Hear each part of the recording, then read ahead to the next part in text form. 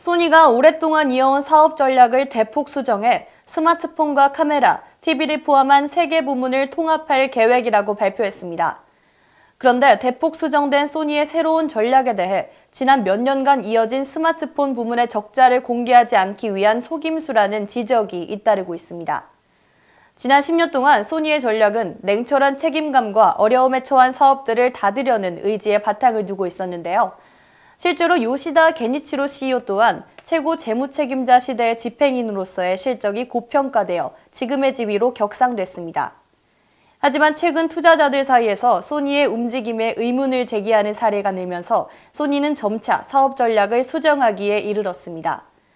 결국 지난 26일 적자가 계속되는 스마트폰을 포함한 부문을 카메라와 TV 등과 같은 부문에 4월부터 통합한다고 발표했습니다.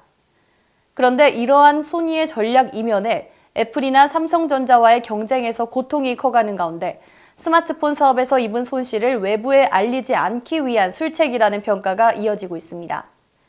소니가 의도적으로 적자 부문의 사업을 가려 투자자들의 판단을 흐리게 할 가능성도 있다는 지적입니다. 특히 소니가 스마트폰에서 철수해야 한다고 생각했던 시장 관계자의 입장에서는 환영할 수 없는 움직임이었는데요. 최근 소니의 주가는 2017년 10월 이후 17개월 만에 최저치를 기록할 정도로 약화된 상태입니다. 이 때문에 미 투자은행 제프리스 분석과 아툴 고얄은 스마트폰 사업의 적자 지속과 게임 등 부문의 이익 성장 둔화를 이유로 5년간 지속했던 소니의 매수 투자 판단을 홀드로 낮추기도 했습니다. 만약 소니가 3개 부문을 통합해 합산 실적으로 평가받기를 원한다면 많은 투자은행들의 분석에 혼선을 초래할 수 있다고 설명했습니다. 소니가 의도적으로 적자 부문의 사업을 가려 투자자들의 판단을 흐리게 할 가능성도 있다는 지적입니다. 미국 주식 분석 전문 업체인 아시메트릭 어드바이저스의 전략가 아미르 안바르자데는 고객을 위한 리포트에서 스마트폰 사업의 손실을 은폐하는 한 주주는 사업의 분리를 요구하며 압력을 가할 것이라는 견해를 나타내기도 했습니다.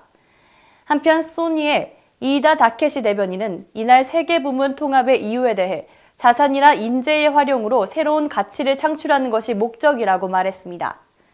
그러나 당분간 스마트폰 사업의 실적을 개별적으로 공개할 방침이라는 설명이 추가되면서 스마트폰에 대한 불리한 실적을 의도적으로 가리기 위한 전략이라는 의심을 부추겼습니다.